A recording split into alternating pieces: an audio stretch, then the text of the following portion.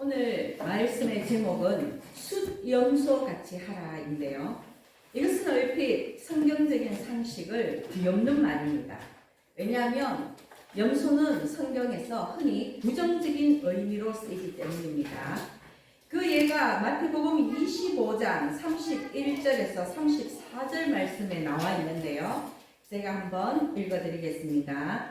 인자가 자기 영광으로 모든 천사와 함께 올 때에 자기 영광의 보좌에 앉으리니 모든 민족을 그 앞에 모으고 각각 구분하기를 목자가 양과 염소를 구분하는 것 같이 하여 양은 그 오른편에 염소는 왼편에 두리라. 그때에 임금이 그 오른편에 있는 자들에게 이르시되 내 아버지께 복받을 자들이여 나와 창세로부터 너희를 위하여 예비된 나라를 상속받으라. 여러분, 이 마태복음의 말씀은요, 예수님께서 이 땅에 다시 오실 때의 그 상황을 비유로 말씀하신 것인데, 예수님의 이 비유에서 보면 양은 의로운 자, 그리고 염소는 사악한 자로 분류되고, 성경에서 또 오른편은 선과 영광, 생명을 나타내는 자리이고, 왼편은 항상 불길하고 어두운 저주와 사망의 자리로 표현되곤 합니다.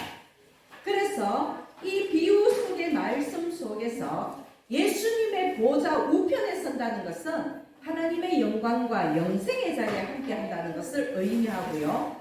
예수님의 보좌 좌편에 선다는 것은 영원한 멸망과 형벌에 들어가게 되는 것을 의미하는 것입니다. 그렇다면 예수님의 오른편, 양의 자리에 선 자들은 구원이요. 그리고 예수님의 왼편, 염소의 자리에 선 자들은 멸망에 해당하는데, 이렇듯 양과 염소의 비유 때문에 우리는 양은 아주 긍정적인 동물로, 염소는 부정적인 그런 동물로 이해를 합니다. 교회 안에서도 마찬가지지요. 양과 같은 신자라 하면 칭찬으로 들리고, 저 자는 염소 같은 자야 이렇게 얘기하면 굉장히 불쾌한 욕처럼 들리는 것입니다. 그런 의미로 볼 때에 오늘 말씀의 제목 숫염소 같이 하라는 이것은 하나님의 명령으로 받아들이기에 조금 이해하기 힘든 말일 것입니다. 그러나 여러분, 우선 우리는 마태복음 25장에 나와 있는 이 예수님의 비유가 무조건적으로 양은 의인이요 염소는 악인이라고 단순하게 갈라치기 하는 것이 아니라는 것을 알아야 합니다.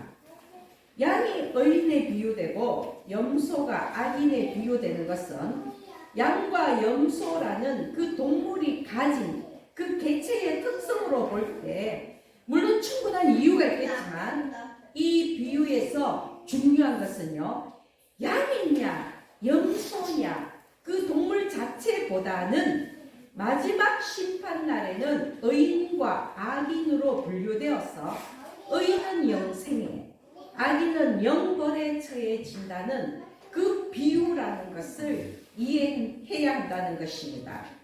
그렇다면 오늘 본문에서 좀 더 자세히 얘기하면 양떼에 앞서가는 숫염소같이 하라는 것은 우리가 어떤 의미로 해석해야 할까요? 자, 이 숫염소같이 하라는 하나님의 명령을 이해하기 위해서는 먼저 예레미야 50장 이 본문의 상황을 알아야 합니다. 지금 이스라엘 백성들이 어떠한 환경과 처지에 놓여 있는지를 알아야지만 양떼에 앞서가는 숫염소같이 하라는 하나님의 이 말씀을, 이 명령을 이해할 수 있는 것입니다. 여러분, 예레미야 50장 이전에 예레미야 46장부터 51장까지는 열방을 향한 하나님의 심판이 경고되어 있습니다. 하나님은 바벨론이라는 막강한 제국을 통해서 열방의 8민족을 심판하시고요. 거기서 끝나는 것이 아니라 마지막 9번째로는 심판의 도구로 사용했던 바벨론까지도 심판하시겠다는 그 경고의 말씀이 바로 예레미야 50장에 나와 있는 말씀인 것입니다.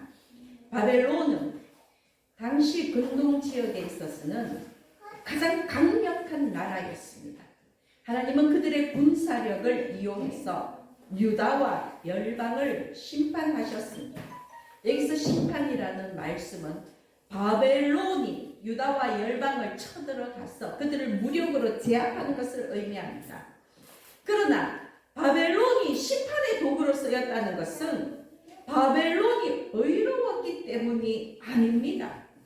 하나님의 뜻과 계획을 이루는 방편이었을 뿐입니다. 하나님 심판의 도구로, 심판의 막대기로 쓰였다는 것입니다.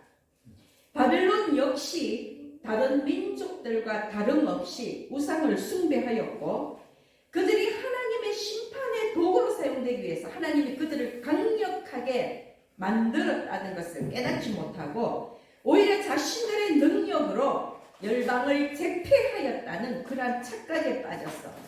마치 자기들이 신적인 존재이냐 아주 교만하여졌다는 것입니다.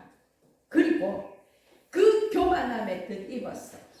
유다 너희는 우상을 숭배하고 하나님께 불순종했기 때문에 너희들이 심판받는 것은 당연하다고 오히려 그들은 더 잔인해지고 더 포악해져 갔던 것입니다. 바벨론은 하나님이 심판하시는 그 나라들의 처참한 광경을 보면서 그들 스스로 깨닫고 회개할 기회가 있었지만 오히려 자신들의 위치를 망각하고 교만하였기에 하나님은 바벨론까지도 심판하신 것입니다. 북방의 큰 연합국, 즉 고레스가 이끄는 메데 바사 연합군을 통해서 하나님은 바벨론을 심판하셨습니다. 실제로 이스라엘의 역사를 보면요, 바벨론은 BC 539년에 메데 바사 연합군에 의해서 멸망하였습니다. 그런데 이 바벨론의 멸망은 곧 이스라엘의 회복이었다는 것입니다. 왜냐하면 이스라엘이 바벨론의 포로로 붙잡혀 있었기 때문에 그 바벨론이 멸망하자 이스라엘은 포로에서 노여날 수가 있었던 것입니다. BC 539년 바벨론이 멸망하자 바벨론에서 포로로 생활했던 이스라엘 민족은 그 다음 해인 BC 538년 고레스 칙령에 의해서 1차 포로 귀환이 이루어지게 됩니다. 여러분 우리 이것은 아는 사실이죠. 고레스 칙령이라는 것은 바벨론의 포로로 잡힌 이스라엘 백성을 해방시키고 예루살렘 성전을 재건하라는 고레스 왕의 명령인 것입니다. 그런데 이것은요, 이전에 이사야 선지자가 미리 예언했던 것입니다. 이 고레스를 통해서 이스라엘을 구원하고 회복하겠다는 이 예언이 있었고 이러한 이사야 선지자의 예언이 이루어졌기 때문에 이스라엘 민족은 바벨론의 멸망과 이스라엘의 이 회복이 바로 하나님의 계획이라는 것을 확신하게 되었던 것입니다.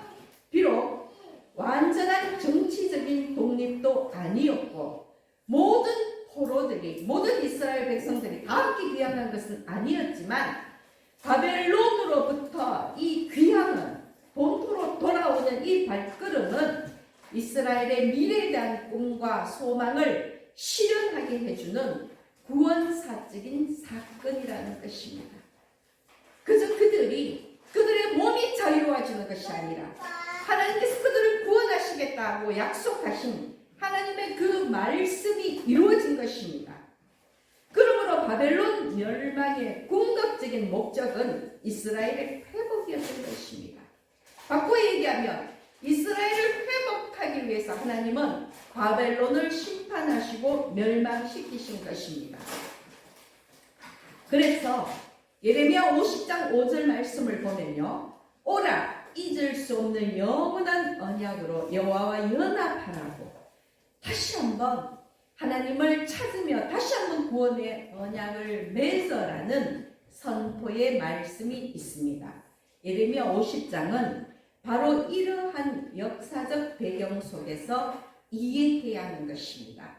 이런 배경을 두고 볼 때에 그렇다면 이스라엘 백성들이 이렇게 이스라엘 땅에서 쫓겨났어. 그 바벨론에서 포로 생활을 할 수밖에 없었던 그 원인이 어디에 있느냐는 것입니다. 여러분, 그 원인이 어디에 있습니까? 6절 말씀을 보면요, 내 백성은 잃어버린 양떼로다. 그 백성들이 그들을 곁길로 가게 하여 산으로 돌이키게 하였으므로 그들이 산에서 언덕으로 돌아다니며 쉴 곳을 잊었도다.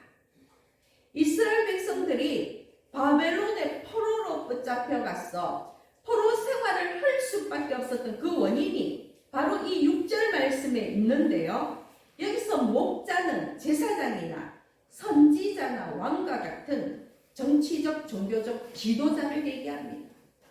여기서 산이라는 것은 예전에 산에 우상 숭배 제단을 쌓고 거기서 우상 숭배를 했기 때문에 산으로 돌이킨다는 것, 산에 간다는 것은 바로 이스라엘 백성들이 우상 숭배를 하는 것을 말하는 것입니다. 즉 6절의 말씀은 어떤 뜻입니까?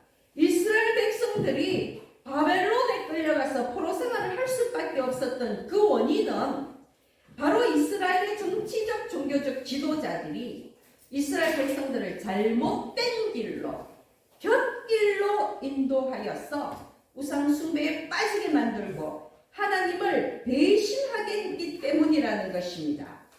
하나님이 세우신 정치적 종교적 지도자들이 먼저 타락한 것입니다. 그들이 잘못된 길로 그 백성을 인도하여서 그들이 우상 숭배에 빠지게 되고 하나님의 심판을 받을 수밖에 없었다는 것입니다. 그런데 여러분, 10계명 중에서 제1계명, 가장 중요한 첫 계명이 바로 나 외에 다른 신을 두지 말라. 바로 이 말씀이지 않습니까?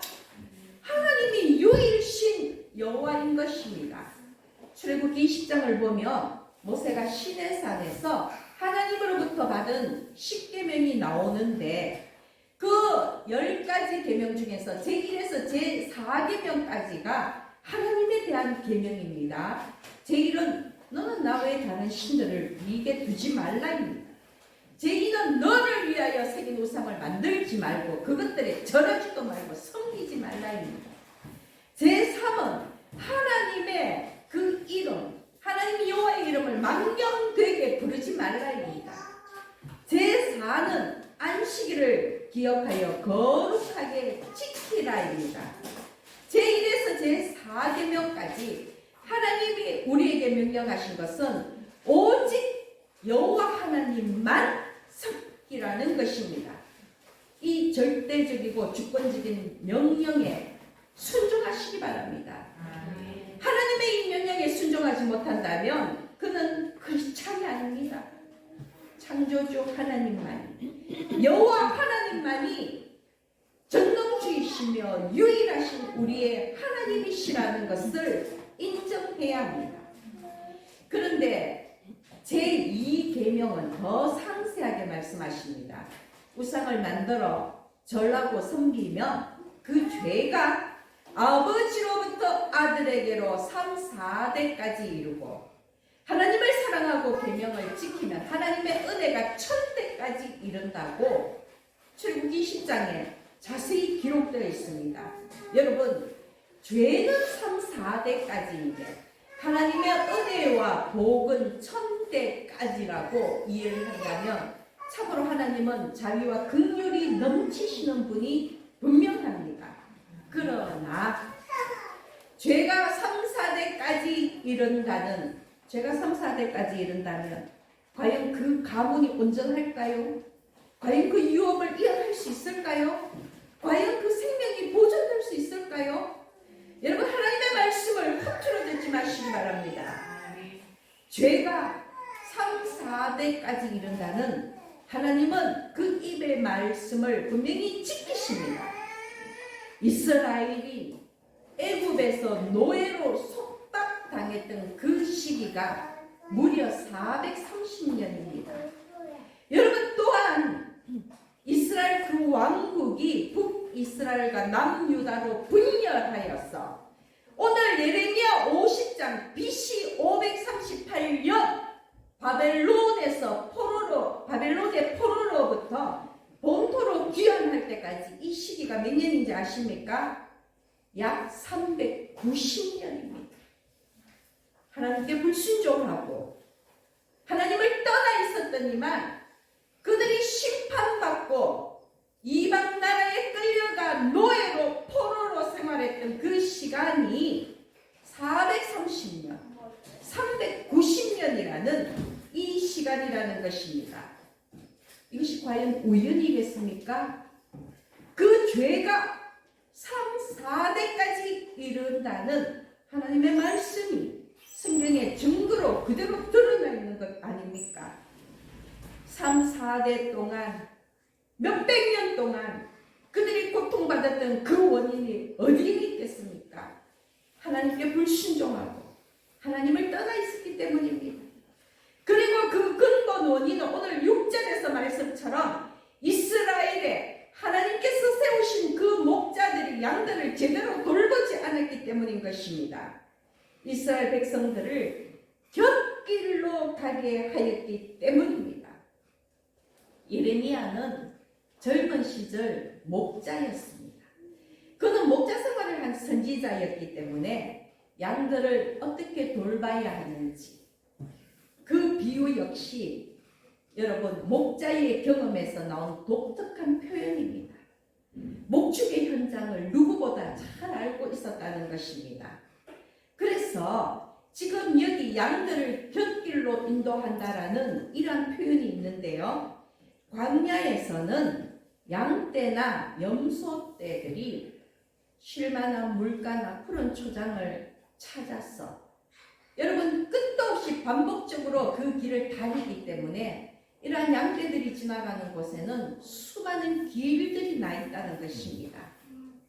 그리고 이 광야의 특성상 비가 잘 내리지 않기 때문에 그 발자국이 남긴 그 길이 비에 씻겨 내려가지 않고 그대로 남아있다고 합니다. 그래서 산과 골짜기로 이어지는 그곳에는 양과 염소들의 발자국이 찍힌 길들이 수없이 남아있습니다. 그런데 문제는 이 수많은 길들이 다 길이 아니라는 것입니다. 거의 대부분의 길은 양과 염소들이 헤맨 길이라는 것입니다. 제대로 그 물가나 초장을 찾지 못해서 헤매면서 생기는 흔적들이고 이 수많이 찍힌 이 길들 중에서 쉴만한 물가나 푸른 초장으로 인도하는 길은 단 하나밖에 없다는 것입니다. 그리고 그 길은 오직 목자만이 알고 있습니다. 양들이 목자를 따라갈 때에 비로소 안식처에 도달하는 것입니다. 때로 그 길이 산을 넘고 골짜기를 지나는 아주 험난한 길이라 할지라도 목자가 인도하는 그 길은 바른 길이요. 그 외에는 모두 곁길입니다. 길이 아니라는 것입니다. 여러분 곁길은 갓길이 아닙니다. 우리가 고속도로를 달리다 보면 갓길이 나오는데요. 그 갓길이 아니라 여기서 표현하는 이 곁길은 잘못된 길이 아닌 길을 의미한다는 것입니다. 편하고 쉬워 보인다 할지라도 그 길의 그 곁길의 끝에서는 결코 푸른 초장과 물가를 만날 수가 없는 것입니다. 그런데 경험이 부족하거나 어리석고 미련한 목자들은 스스로도 바른 길을 찾지 못하고 양들과 더불어서 곁길로 양떼를 인도해서 함께 헤매는 그러한 어처구니 없는 일들이 생긴다는 것입니다. 그래서 광야에는 수없이 많은 길들이 있다고 합니다. 광야에서 길을 잃으면 어떻게 됩니까? 결국은 같은 장소를 맴돌다가 탈진해서 죽게 됩니다. 여러분 이 말씀을 보면 굉장히 우리 안에 있는 이 죄성과 닮아 있습니다. 길은 하나인데요. 방법은 하나인데요.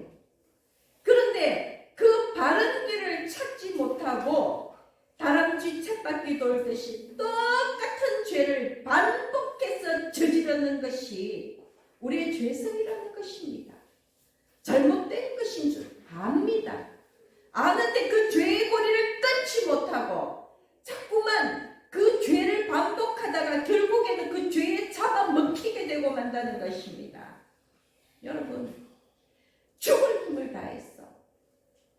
내 죄의 습성을 끊어야 합니다. 그것이 광야를 헤매다가 탈진해서 죽지 않는 그런 방법이라는 것입니다. 오늘 본문에 나오는 말씀처럼 이스라엘의 목자들은 그들의 양떼들을 곁길로 인도하여서 잘못된 길로 인도하여서 결국 길을 잃고 헤매게 만들었습니다. 하나님이 아닌 우상 숭배의 곁길로 가게 하였어 무려 바벨론 그 제국에서 70년의 포로 생활을 보내게 했던 것입니다. 그러나 지금 오늘 예레미야 50장 본문의 말씀을 보면 이제 하나님은 그런 바벨론의 압제로부터 이스라엘을 구하고 회복시키시고자 하십니다. 8절 말씀을 보십시오. 너희는 바벨론 가운데서 도망하라. 갈대아 사람의 땅에서 나오라. 양떼에 앞서가는 숫 염소같이 하라고 명령하십니다. 이제 하나님께서 바벨론을 심판하실 때에 너희들은 그 땅에서 도망하라는 것입니다. 갈대아 그 우상의 땅에서 나오라는 것입니다. 그런데 어떻게 나오라? 양떼에 앞서가는 숫염소같이 하라고 말씀을 하십니다. 여러분, 바벨론이 멸망하여서 이스라엘이 포로에서 해방될 때에 너희들은 망설이지 말고 신속하게 그 바벨론을 떠나 이스라엘로 귀환하라는 말씀입니다. 그것을 숫염소같이 하라고 비유하신 것입니다. 거의 대부분 염소는 부정적인 의미로 쓰여지지만 오늘 이 본문에서는 예외입니다. 이 말씀을 알기 위해서는, 이해하기 위해서는 양과 염소의 생리를 알아야 합니다. 예전에도 제가 이 양과 염소에 대한 말씀을 드린 기억이 있는데요. 이스라엘의 광야에서 목축을 할 때는 양과 염소를 3대 1의 비율로 섞어서 목축을 합니다. 즉 양이 3마리라면 그 중에 반드시 염소를 1마리 끼워 넣어서 목축을 하는 것입니다. 왜냐하면 양과 염소는 서로 다른 특성이 있습니다. 장단점이 다르기 때문에 이 둘을 섞어서 키울 때에 아주 목축이 용이하기 때문입니다. 먼저 이 둘은 풀을 먹는 습성이 다릅니다. 양은 풀이 있으면 그 풀의 잎사귀와 줄기 할 것 없이 깨끗하게 먹어치우는 습성이 있고요. 염소는 풀이 있으면 줄기는 놔두고 잎만 살살살 뜯어 먹는다고 합니다. 여러분, 이것이 무엇을 의미할까요? 만약에 양만 있다면은 머지않아 그 초장은 초토화되어 버리고 맙니다. 황폐화되어 버리고 맙니다. 흔적도 없이 다 먹어치우니까요. 그런데 염소는 줄기는 놔두고 잎만 뜯어 먹는다고 했지요. 희한하게도 양은 다른 것을 따라하는 습성이 있다고 합니다. 그래서 염소가 잎만 살살살살 뜯어 먹으면 양들도 저래야 되는가 보다 해서 자기들도 잎만 살살살살 뜯어 먹는다. 그러면 다음에 우기가 돼서 비가 내리면 그 초장이 다시금 복원이 된다는 것입니다. 참 놀라운 사실이지 않습니까? 양만으로도 염소만으로도가 아니라 이 둘이 섞일 때에 놀라운 결과가 나타나는 것입니다. 그리고 또 중요한 것은 뭐냐면 염소는 겁이 없습니다. 광야에서 목축을 하다 보면 여러분 그 이스라엘의 그 광야의 상황을 한번 생각해 보십시오. 높은 바위며 험한 비탈길이며 골짜기를 지나야 할 때가 많습니다. 목자 혼자 지나가는 것이 아니라 물가로 가기 위해서 이 양들을 인도해서 때로 높은 바위 위에 올라서고 때로는 계곡에 내려가고 골짜기도 지나야 하는데 이 양들은 겁이 많았어. 만약에 높은 바위나 산이 나타나면 그 자리에 꼼짝도 안 하고 서서 그저 울기만 한다고 합니다. 목자가 아무리 지팡이를 내밀어도 막대기로 엉덩이를 때려도 양들은 아랑곳하지 않고 소리내어 울기만 하지 그 자리에서 꼼짝도 하지 않는다고 합니다. 그런데 참으로 난감한 이러한 상황의 해결사가 바로 염소라는 것입니다. 염소는 겁이 없다고 했지요. 염소는 두려움이 없기 때문에 험준한 바위나 골짜기도 아랑곳하지 않고 용감하게 오르내린다는 것입니다. 문제는 너무 지 멋대로 설치는 것이 문제이지 절대로 겁이 없는 짐승이 염소라는 것입니다. 그런 염소들을 보면서 양들은 용기를 내어서 험한 산도 올라가고 골짜기도 내려가고 따라한다는 것입니다. 목자들이 양들을 몰고 다닐 때에 그 사이에 끼워넣은 그 염소들로 인해서 어려움이 해결되는 것입니다. 염소들은 성질이 급합니다. 저녁에 우리에 가둬두었다가 우리에 넣을 때 양과 염소를 분리해서 넣거든요. 이렇게 우리에 가두어 두었다가 목자가 아침에 문을 열어두면요, 문을 열자마자 기다리지 못하고 앞다투어 뛰어나가는 그런 습성이 있다고 합니다. 양떼를 앞서가는 것은 물론 목자까지도 앞질러 가기 때문에 혼자 지 멋대로 다니다가 낭떠러지에 떨어져 죽는 일도 다반사라고 합니다. 양들은 절대로 그들의 대열을 이탈하지 않고 목자들을 졸졸 따라다니지만 염소는 제 멋대로 목자를 앞질러 가기도 하기 때문에 목자들의 골칫거리기도 합니다. 여러분, 그래서 마태복음 25장에 나오는 양과 염소의 비유는 두 짐승의 특성 중에서 목자 뒤를 얌전하게 따라가며 순종하는 양의 모습과 지 멋대로 행동하고 불순종하며 오히려 목자를 앞질러가는 그 염소의 모습을 비유하는 것입니다. 여러 특성 중에 두드러지는 특성을 비교하면서 이 양과 염소를 통해 마지막 날 의인과 악인의 모습을 보여주는 것이지, 절대적으로 양은 선한 동물, 염소는 악한 동물이라는 그러한 결론을 내릴 수는 없다는 것입니다. 그렇다면 양떼를 앞서가는 숫염소같이 하라는 오늘 예레미야 50장에서는 염소의 어떤 점이 부각되었을까요? 양떼를 앞서가는 숫염소는 강하고 담대하고 신속함을 의미합니다. 골짜기나 비탈길에서도 험한 바위나 산에 오를 때도 목자가 앞서가면 조금 더 망설임 없이 신속하고 담대하게 움직이는 것을 말하는 것입니다. 여러분, 예레미야 50장에서 지금 이스라엘이 놓인 상황은 빨리 이 바벨론의 포로에서 벗어나서 본토로 돌아가는 것입니다. 포로 귀환이라는 이 구원사적인 사건 속에서 지체 없이 이스라엘로 돌아가라. 망설이지 말고 이스라엘로 돌아가라.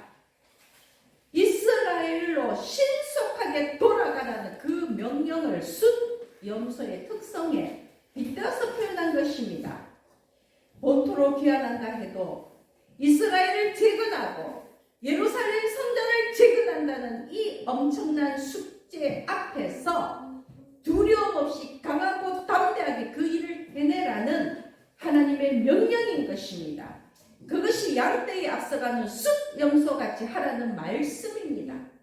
양들처럼 두려움에 떨면서 주저하거나 머뭇거리는 것이 아니라 숫염소처럼 목표를 향해서, 목적을 향해서 강하게 돌진하라는 그런 하나님의 명령이라는 것입니다. 물론 여러분, 우리는 선한 양같이 정말 선한 목자이신 예수님 뒤를 졸졸졸 따라가며 순종하며 살아야 합니다. 똘똘 뭉쳐서 선한 목자이신 예수님의 그 지팡이와 막대기에 의지하며 살아가야 합니다. 그러나 또 때로는 하나님의 명령이 있다면 숫염소처럼도 살아야 하는 것입니다. 성난 염소의 뿔로 광야에 나타나는 이리와도 싸울 수 있어야 합니다. 광야에서 이리가 나타나면 양들은 어쩔 줄 몰라 도망가기 급급하지만 이 염소들은요, 그들의 뿔로 이리를 치받으면서 싸운다고 합니다. 여러분, 하나님이 신속하게 이 일을 하라고 명령하시면 염소처럼 지체 말고 용감하고 담대하게 돌격해야 한다는 것입니다. 하나님은 이스라엘 백성들에게 본토로의 귀함과 예루살렘 성전의 재건이라는 이 역사적인 사명 앞에서 숫염소처럼 결단하고 숫염소처럼 담대하게 움직이라고 명령하신 것입니다. 여러분, 우리도 마찬가지입니다. 우리가 사는 이 인생이 유대 광야와 별반 다르지 않습니다. 이리도 나타납니다. 높은 산과 바위도 넘어야 하고 골짜기와 계곡도 수없이 지나야 합니다. 그럴 때는 여러분, 순한 양처럼 어쩔 줄 몰라하며 두려워 떨면서 발만 동동 구름에 있으시겠습니까? 그럴 때는 숫염소처럼 겁없이 도전해야 한다는 것입니다. 뿔로 이리를 치받고요, 높은 바위와 낭떠러지를 뛰어다니는 그런 용감하고 담대한 행동이 필요한 것입니다. 우리 앞에 놓여진 문제를 해결하기 위해서는 바로 숫염소 같이 움직여야 한다는 것입니다. 그러므로 여러분, 인생의 장애 앞에서, 신앙의 고비 앞에서 숫염소 같은 담대함을 가지시기를 예수님의 이름으로 축복합니다. 아멘. 망설이고 주저하면서 허송 세월을 보내는 일이 없어야 합니다. 결단할 때는 빨리 결단하고 행동할 때는 또한 용감하게 빨리 행동할 수 있어야 한다는 것입니다. 자기 의지로가 아닙니다. 자기 노력으로가 아닙니다. 우리 뒤에 계시는 선한 목자이신 예수 그리스도를 믿는 그 믿음으로 하는 것입니다. 이스라엘의 포로 귀환이 이루어졌을 때에도 여전히 본토로 귀환하지 않고 바벨론에 그대로 남아 있었던 자들도 있습니다.